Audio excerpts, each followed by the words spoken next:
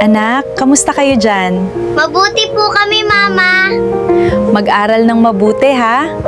Opo, Mama.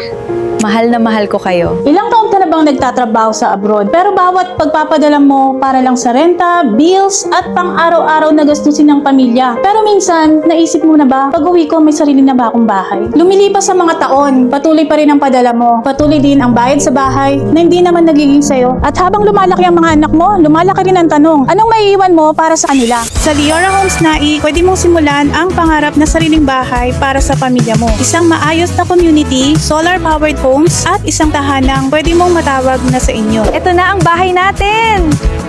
Pasok na tayo!